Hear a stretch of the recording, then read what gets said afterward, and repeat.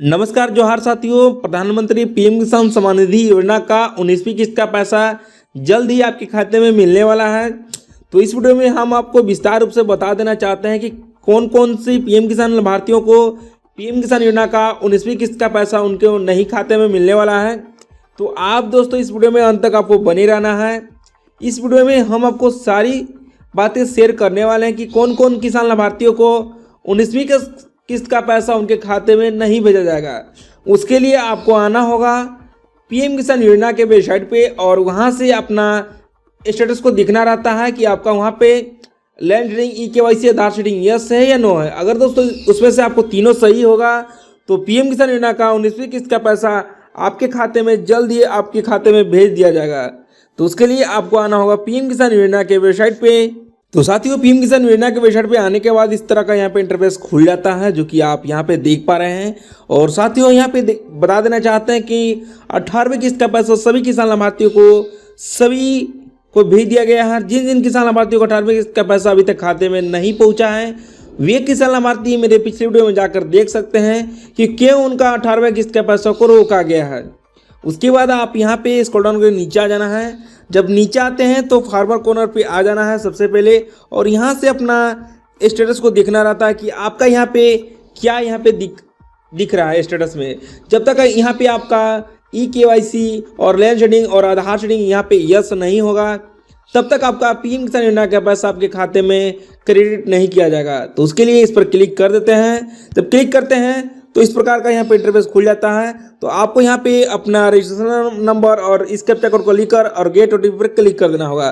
तो जो भी आपके पास आधार कार्ड के साथ मोबाइल नंबर लिंक होगा या दोस्तों जो पीएम किसान योजना में नंबर दिए थे उस पर ओटीपी चला जाता है और उस ओटीपी को यहाँ पे डाल देते हैं तो सुचारू रूप से आपका यहाँ पे लॉगिन हो जाता है।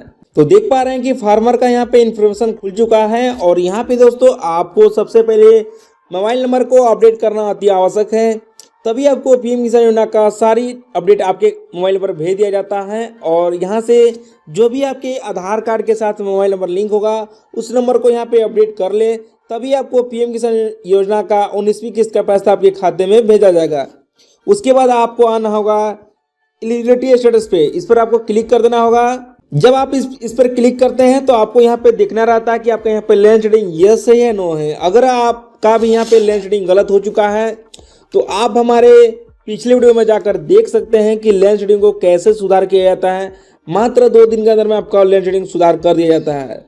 उसके बाद आप यहाँ पे ई-केवाईसी को चेक करना रहता है कि आपका यहाँ पे ई-केवाईसी यस है या नो है। अगर आपका यहाँ पे ई-केवाईसी नो हो चुका है तो आप अपने खुद से मोबाइल के माध्यम से ई-केवाईसी कर सकते हैं। उसके बाद यहाँ पे आधार बैंक अकाउंट सीडिंग स्टेटस को चेक करना रहता है कि आपका यहाँ पे आपके बैंक खाते में डीबीटी को एक्टिव किया गया है कि नहीं। अगर आपका यहाँ बैंक में डीबीटी एक्टिव नहीं किया गया होगा तो पीएम किसान योजना का पैसा आपके खाते में नहीं भेजा जाएगा। तो जल्द से जल्द आप अपने नज़दीकी ब्रांच पर जाकर वहाँ पे डीबीटी को यस करा ले तभी आपको पीएम किसान योजना का सुचारू रूप से बेनिफिट मिलना प्रारंभ हो जाएगा। उसके बाद आप स्क्रॉल डाउन कर नीचे आ जाना होगा। जब नीचे आते हैं तो यहाँ पे आपका देखना रहता है कितना सारा आपको इंस्टॉलमेंट मिल चुका है और जिन किसान लाभार्थी को अभी तक यहाँ पे जो भी किस्त बाकी है अभी तक नहीं मिला हुआ है वे लाभार्थी हमारे कमेंट बॉक्स में जाकर कमेंट करके पूछ सकते हैं कि क्यों उनका पैसा को रोका गया है और उनका कमेंट का रिप्लाई जल्द देने का प्रयास करते हैं। जो कि आप यहाँ पे देख पा रहे हैं कि इन किसान लाभार्थी को 14वां इंस्टॉलमेंट मिल चुका है जो कि इन किसान लाभार्थी को 10/4/2024 को इनके खाते में भेज दिया गया है। उसके बाद एक किसान लाभार्थी का कमेंट आ रहा है कि मेरा पीएम किसान योजना का पैसा को होल्ड कर दिया गया है और पता नहीं चल रहा है कि किस कारण से पैसा को होल्ड किया गया है और उसे जांच करना है। उसके लिए आपको पीएफएमएस को चेक करना रहता है कि आपका पीएफएमएस क्या दिख रहा है वहाँ पे। तो पीएफएमएस को खोलने के लिए आपको गूगल सर्च बार में पीएफएमएस को लिखना रहता है। तो आपको आना होगा यहाँ पे पब्लिक फाइनेंस मैनेजमेंट सिस्टम पे।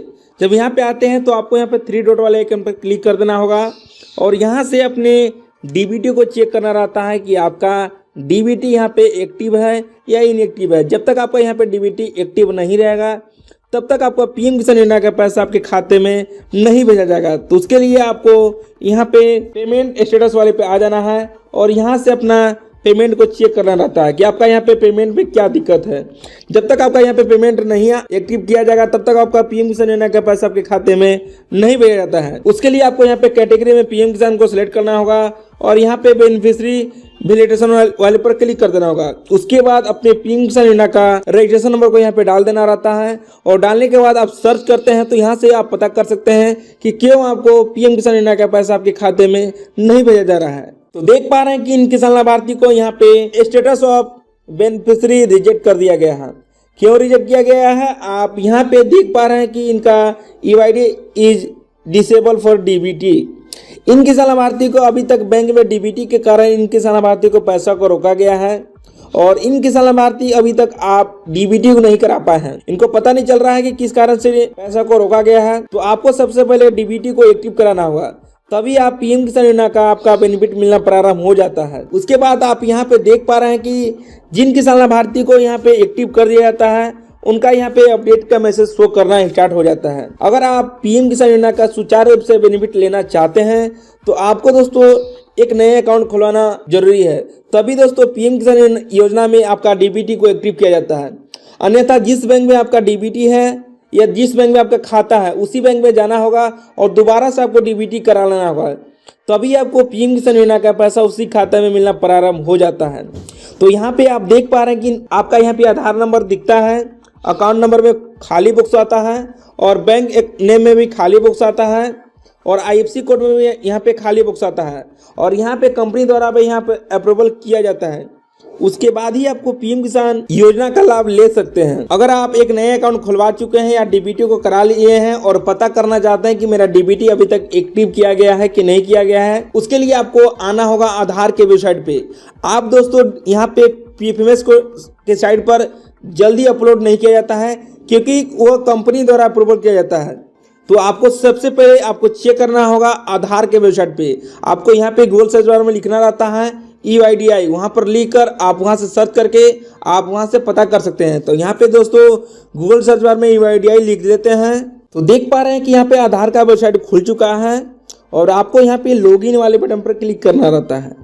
जब यहाँ पे लॉगिन करते हैं तो यहाँ पे सबसे पहले अपने आधार कार्ड को नंबर को यहाँ पे डाल देना रहता है।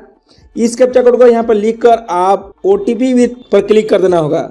जब यहाँ पे लॉगिन विथ OTP पर क्लिक करते हैं तो जो भी आपके आधार कार्ड के साथ मोबाइल नंबर लिंक होगा उसी पर OTP चला जाता है और उस OTP को यहाँ पे आप डाल देते हैं तो सुचारू रूप से आपका यहाँ पे लॉगिन हो जाता है। जब आपका यहाँ पे लॉगिन होता है तो यहाँ पे छोटा सा बॉक्स में आपका फोटो आ जाता है आइकन में और यहाँ पे आप जब लॉगिन करते हैं तो यहाँ पे अपना आइकन में फोटो को देख सकते हैं। उसके बाद यहाँ पे बहुत सारे ऑप्शन खुल जाता है। तो आधार कार्ड के रिलेटेड सभी जानकारी यहाँ से आप प्राप्त कर सकते हैं। जैसे में आधार कार्ड को यहाँ पे अपडेट कर सकते हैं, जो कि डॉक्यूमेंट अपडेट करना अति आवश्यक है, तभी आप आधार कार्ड के साथ कुछ भी सरकारी योजना में लाभ ले सकते हैं।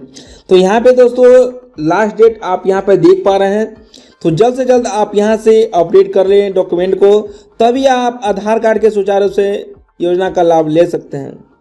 उसके बाद आप यहाँ पे देख पा रहे हैं आधार कार्ड को यहाँ से डाउनलोड कर सकते हैं, जो कि इस पर क्लिक करके आप आधार कार्ड को इजीली तरीक़ा से डाउनलोड कर पाएंगे। उसके बाद यहाँ पे आधार कार्ड को ऑर्डर करके आप मंगवा सकते हैं अपने एड्रेस के माध्यम पे। और यहाँ से दोस्तों आप स्क्रॉल नीचे आते हैं तो आधार कार्ड में अपने एड्रेस को सुधार कर सकते हैं, जो कि आप घर बैठे अपने मोबाइल के माध्यम से, जो कि हम पिछले वीडियो में बता दिए हैं कि कैसे आप आधार कार्ड के एड्रेस को सुधार करना रहता है, क्या डॉक्यूमेंट उसमें लगते हैं और कब तक उसका एड्रेस को सुधार कर दिया जाता है। उसके बाद आप यहाँ पे देख पा रहे हैं कि बैंक सीडिंग स्टेटस, आप जब इस पर क्लिक कीजिएगा तो यहाँ से आप पता कर सकते हैं कि कौन सा बैंक में आपका डीबीटी है या नहीं है। अगर आपका डीबीटी पहले से हो चुका है तो आपको दोस्तों यहाँ से पता चल जाता है कि आपके कौन से बैंक में डीबीटी किया गया है और कितना दिन से डीबीटी किया गया है। अगर दोस्तों आपका डीबीटी पहले से नहीं था और कुछ दिन पहले आप डीबीटी को करा चुके हैं और पीएम किसान योजना के साइट पे वहाँ पे डीबीटी नहीं दिख रहा है कि आपका नो दिख रहा है और वहाँ पे यस नहीं दिख रहा है, तो आपको सस्पेंस होगा कि आपका डीबीटी को एक्टिव नहीं किया गया है। तो आप दोस्तों अपने आधार कार्ड के साइट पर जाकर आप चेक करके आप वहां से पता कर सकते हैं कि आपका डीबीटी एक्टिव किया गया है कि नहीं। तो उसके लिए आपको इस पर क्लिक कर देना होगा। जब आप इस पर क्लिक करते हैं तो इस प्रकार का यहाँ पे इंटरफेस खुल जाता है। तो आपको आना होगा स्क्रॉल डाउन कर नीचे। जब नीचे आते हैं तो यहाँ पे आपको दिखा देता है आधार का 4 अंक, जो कि आप यहाँ से कंफर्म कर पाएंगे कि आपका ही है आधार नंबर। और उसके बाद आप यहाँ पे देख सकते हैं कि आपका यहाँ पे बैंक का नाम आ जाता है। जिस बैंक में आपका डीबीटी को एक्टिव किया जाता है उसी बैंक का यहाँ पे नाम दिखता है। और उसके बाद आप यहाँ पे बैंक सीडिंग स्टेटस को आप यहाँ पे देख सकते हैं कि कब आपका यहाँ पे एक्टिव किया गया है, कि आपका इनएक्टिव है या डीएक्टिव है। अगर आपका यहाँ पे एक्टिव किया गया है तो कब से एक्टिव किया गया है आप यहाँ से जान सकते हैं कि आप यहाँ से कितना दिन पहले आपका यहाँ पे एक्टिव किया गया है। उस दिन के बाद जो भी किस्त होगा पीएम किसान योजना का, जो भी सरकारी का पैसा होता है, इसी बैंक में आना प्रारंभ हो जाता है। तो इस प्रकार से आप अपने मोबाइल के माध्यम से पीएम किसान या किसी भी सरकारी योजना का डीबीटी को पता कर सकते हैं कि किस बैंक में आपका डीबीटी है और किस बैंक के साथ आपका डीबीटी एक्टिव किया गया है। अगर आपका पहले से डीबीटी को एक्टिव कर दिया गया है तो आप यहाँ से चेक करके पता कर सकते हैं कि किस बैंक में डीबीटी किया गया है। अगर अभी तक आप डीबीटी नहीं करा पाए हैं तो आप दोस्तों नज़दीकी बैंक में जाकर आप वहाँ से डीबीटी को एक्टिव करा सकते हैं, या दोस्तों आप इंडिया पोस्ट पेमेंट बैंक में एक अकाउंट खुलवाकर आप वहाँ से एक्टिव करा सकते हैं, जो कि हम दिखा देते हैं यहाँ पे। जो कि साथियों आप यहाँ पे देख पा रहे हैं कि एक किसान लाभार्थी का यहाँ पे डीबीटी अदर बैंक में नहीं हो पा रहा था, जैसे कि किसी बैंक में एक्टिव नहीं किया जाता है। तो बहुत सारे बैंक वहाँ पे एक्टिव करने में तानाशाही करते हैं कि मेरा इस बैंक में डीबीटी एक्टिव नहीं किया जा रहा या पहले से एक्टिव किया गया था उनका इनएक्टिव कर दिया गया है। तो इन किसान लाभार्थी दोस्तों यहाँ पे एक नया अकाउंट खुलवाकर सेम डेट में करीब दोस्तों आप यहाँ पे देख पा रहे हैं कि 21/11/2024 को एक ही दिन में इनका डीबीटी को एक्टिव कर दिया गया है और पीएम किसान योजना का पैसा इनके खाते में मिलना प्रारंभ हो जाएगा। तो आप दोस्तों इस प्रकार से अपने एक नए अकाउंट खुलवाकर या दोस्तों किसी भी बैंक में आप एक नए अकाउंट खुलवाकर वहां से एक्टिव करा सकते हैं। तो इस प्रकार से पीएम किसान या किसी भी योजना का लाभ लेना चाहते हैं तो जल्द से जल्द आप डीबीटी को एक्टिव करा लें और योजना का लाभ ले सकते हैं। तो आशा करते हैं कि इस वीडियो के माध्यम से कुछ सीख मिला हो। तो इस वीडियो को लाइक कर दें और इस चैनल पर पहली बार आए हैं तो चैनल को सब्सक्राइब कर लें। फिर मिलते हैं नए वीडियो में, तब तक के लिए जय हिंद, वंदे मातरम।